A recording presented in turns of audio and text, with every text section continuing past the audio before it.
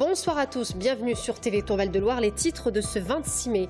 À la une ce soir, une manifestation sous tension. Aujourd'hui à Tours, comme ailleurs en France. Vent debout contre la loi travail à l'appel de l'intersyndicale.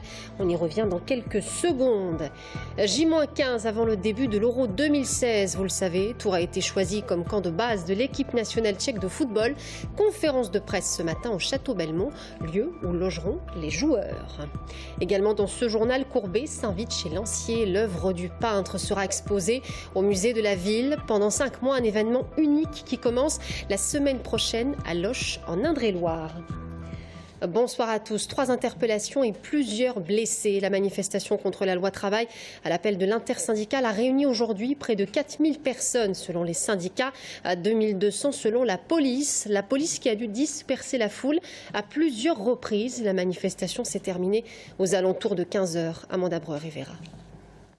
Vers 14h20, des manifestants contre la loi travail, essentiellement des jeunes et des syndicalistes, ont été évacués de la place Anatole France. Les policiers ont utilisé des grenades lacrymogènes et des matraques pour rétablir la circulation du tramway. 3 personnes ont été interpellées en raison de jets de projectiles contre les forces de l'ordre. Une nouvelle charge a eu lieu en bas de la rue Nationale aux alentours de 15h. Une autre dispersion de la foule a eu lieu aux alentours de midi au niveau du pont Mirabeau. Une partie des manifestants, environ 1500, ont voulu occuper le rond-point donnant sur le périphérique. La police a lancé des grenades lacrymogènes puis a chargé.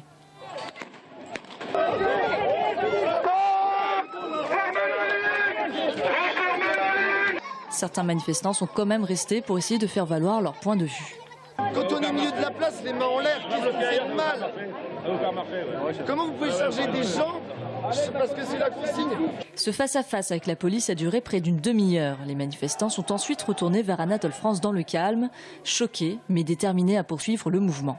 On ne sort pas du cadre légal, on est en grève illimitée, la CGT est en grève illimitée, donc après on fait des assemblées, on fait des manifestations. Il y a un grand mouvement social contre la loi travail, contre la loi El Khomri. On a un gouvernement qui ne nous écoute pas, c'est un déni de démocratie, il y a le 49-3, il n'y a même pas de référendum derrière. Donc il est normal de voir une pression. Il faut se rappeler 36, on a acquis les congés payés, les semaines de 40 heures. Ça s'est pas fait, moi j'ai mon grand-père qui a participé, ça s'est pas fait simplement avec des drapeaux. Il y a eu un moment, il y a des affrontements quand on se fait pas entendre. Plus tôt dans la journée, la manifestation a défilé de la place de la Liberté vers Anatole France, son parcours déclaré. Ils étaient 4000 selon les organisateurs et 2200 selon la police. Parmi eux, environ 200 grévistes de la centrale nucléaire de Chinon. À minuit, il y avait 5000 mégawatts en moins sur le réseau français. C'est quand même quelque chose de significatif. Et ça montre bien que la mobilisation elle monte et que les choses sont en train de se durcir. Mais face à un gouvernement aussi raide, face à l'expression de la rue, à l'expression des piquets de grève, malheureusement, on peut regretter que ça se passe comme ça. Pour l'instant, il y aurait une dizaine de blessés côté manifestants, aucun du côté de la police. Il n'y a eu aucune casse. Le Parti communiste et le Parti de gauche ont demandé à rencontrer le préfet pour protester contre cet usage de la force. Ce matin, les élus de Bléré se sont rassemblés à l'intérieur des locaux de la direction départementale des finances publiques à Tours. Ils ont rencontré à la direction pour défendre les services de proximité dans le milieu rural. On écoute Vincent Louot, maire Les Républicains de Sigognier, une commune de plus de 400 habitants dans l'est de la Touraine. La perception sert pour 2 choses, le service aux usagers, le service aux collectivités. Aujourd'hui, les collectivités, il faut savoir, font toute leur comptabilité publique avec les services de la perception. Ils récupèrent nos impayés, plus de 30 000 € pour la communauté de communes et pour chaque commune. Et puis après, le service aux particuliers, on a plus de 300 000 € de paiement en numéraire sur l'agence de Bléré. Donc on ne comprend pas pourquoi on va encore dépouiller notre canton pour enlever ce service. Propos recueillis par Romain Delville. J-15 avant le début de l'Euro 2016. Vous le savez, Tours a été choisi comme camp de base de l'équipe nationale tchèque de football. Ils s'entraîneront au stade de la Vallée du Cher et logeront au Château Belmont, situé à Tours-Nord. Ce matin, la ville de Tours organisait une conférence de presse. Romain Delville. Le programme des footballeurs de l'équipe nationale tchèque n'est pas encore définitif, mais une chose est sûre, c'est que l'entraînement ouvert au public aura lieu au stade de la Vallée du Cher le 8 juin à 18h30. Comme Tours a été choisi comme camp de base des Tchèques durant l'Euro, la ville joue le jeu pendant la compétition avec le pavoisement de l'hôtel de ville aux couleurs du pays. Il faudra bien cela pour motiver les troupes. En poule, les Tchèques vont jouer l'Espagne, tenante du titre, la Turquie et la Croatie. C'est surtout une immense satisfaction de se dire qu'enfin la belle endormie se réveille fortement, le sport y participe au même titre que la culture et le tourisme. Et bien évidemment, ce genre de manifestations sont des manifestations importantes pour la ville parce que ça permet d'avoir un focus important, international, sur une ville qui, comme j'aime à le dire souvent, le mérite amplement. Côté logement, l'équipe de Pavel Verba logera au château hôtel de Belmont, peut-être jusqu'au 10 juillet si elle va en finale. Côté terrain, elle jouera donc à la Vallée du Cher et bénéficiera des infrastructures du TFC. La salle de musculation qui est également mise à leur disposition. Nous avons d'autres locaux qui sont mis à leur disposition. Donc nous faisons en sorte que tout se passe bien. Les premiers contacts que nous avons eus avec la Fédération tchèque sont vraiment sympas, excellents. Ce sont des gens simples, qui n'ont pas des souhaits démesurés. Donc vraiment, les premiers contacts se passent dans de très bonnes conditions. Une réunion était en outre prévue cet après-midi en préfecture pour organiser au mieux la sécurité de la venue des Petr Cech et autres Jaroslav Plazil. L'équipe ADA a reçu la médaille d'honneur du Loir-et-Cher à l'hôtel du département ce matin. Coup dur pour l'ADA qui ne pourra pas commencer la saison de Pro B dans son chaudron de National 1. En cause, la salle n'est pas homologuée. Une solution a été trouvée hier soir en urgence. La municipalité va investir 200 000 € dans la salle Saint-Georges en attendant de découvrir une salle flambant neuve l'année prochaine. On écoute Paul Seignol, le président de l'ADA Blois. C'est une salle qui est chez un privé, qui refuse de la mettre en conformité et les collectivités locales ont décidé d'investir dans une superbe salle et je pense que l'esprit chaudron que vous évoquez, on n'aura aucun mal à le retrouver dans une salle qui a une autre dimension et qui permettra au club de continuer son ascension. Je me suis rapproché de la Fédération française de basket, je me suis rapproché de la Ligue nationale de basket. Donc tous les gens sont pleins de bonne volonté pour que ce dossier puisse aboutir dans les plus brefs délais. Les beaux jours arrivent et avec eux peut-être une mauvaise surprise. En automne dernier, quelques moustiques tigres ont été signalés à Saint-Avertin. L'institut chargé de surveiller et de combattre sa progression a installé des pièges en Touraine pour l'observer. Amanda Breuer-Rivera. Le moustique tigre fait l'objet d'une surveillance renforcée dans le département. Après un premier signalement à Saint-Avertin en septembre, des pièges ont été déposés autour des zones potentiellement colonisées par cet insecte. Ces points d'observation à Saint-Avertin, Tours, Joué-les-Tours, Chambray-les-Tours et Loches vont être relevés mensuellement jusqu'en novembre pour déterminer s'il y a ou pas et en quelle quantité présence du moustique tigre en Touraine. Pour l'instant, le niveau de danger est minimal, mais les scientifiques préfèrent rester prudents.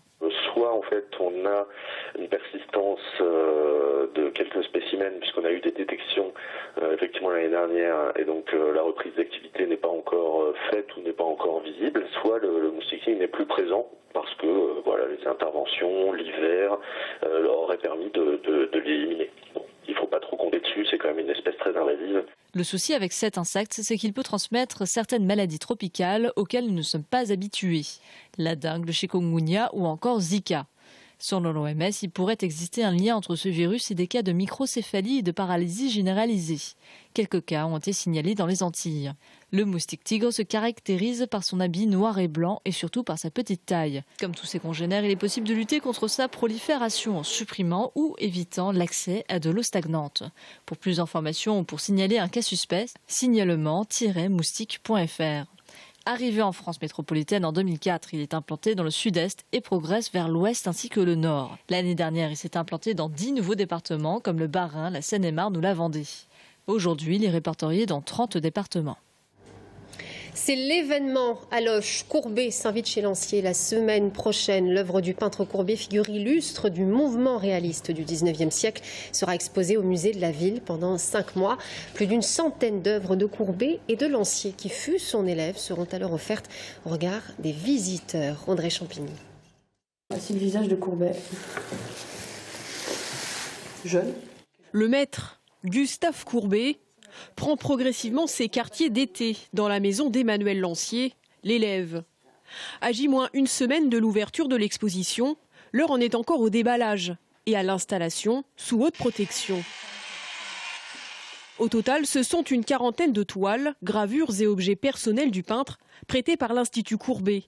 Une exposition exceptionnelle et inédite consacrée à Gustave Courbet, chef de file du mouvement réaliste au 19e siècle.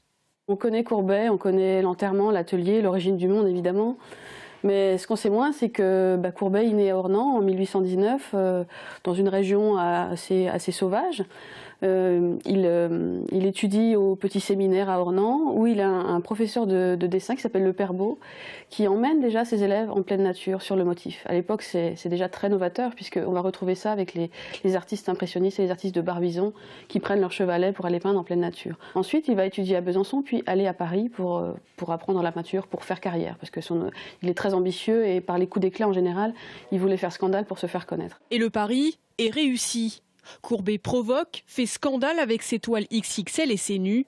Très vite, d'autres artistes, dont Lancier, vont suivre dans son sillon, inspirés par son style et sa méthode. Alors là, en fait, on se trouve un petit peu, même complètement, dans le cœur de l'exposition, parce que cette pièce représente l'atelier que Gustave Courbet a créé en 1861 à Paris, qui était donc un atelier d'enseignement. Et alors, il était totalement atypique, cet atelier, parce qu'il avait quand même un petit peu la particularité d'amener des animaux au sein de son atelier pour que les élèves puissent peindre les bêtes qu'ils voyaient en face d'eux. Cet atelier, bien qu'éphémère, sera déterminant dans le travail de Lancier. C'est pourquoi la scénographie du musée a été entièrement repensée pour mettre en lumière et en écho les œuvres des deux peintres. Le type de paysage, le type de cadrage, la façon de représenter la nature a effectivement des similitudes intéressantes. Mis à part des techniques un peu différentes, Courbet va peindre plus au couteau, Lancier plus au pinceau, mais on va avoir des tableaux qui se répondent effectivement dans les paysages, dans les couleurs. On sent la nature et dans cette pièce particulièrement, on aura vraiment l'impression d'être au cœur des paysages, autant de Courbet que de Lancier. L'exposition sera à découvrir dès le 4 juin prochain et jusqu'au 2 novembre 2016 au musée Lancier à Loches. À suivre, le syndicat CGT durcit le ton et se pose en véritable leader du mouvement contestataire contre la loi travail. Plusieurs centaines de manifestants, vous l'avez vu aujourd'hui, ont défilé à Tours, non sans heurts. On en parle tout de suite avec Stéphane de Plaubin, secrétaire départemental de la CGT. A tout de suite.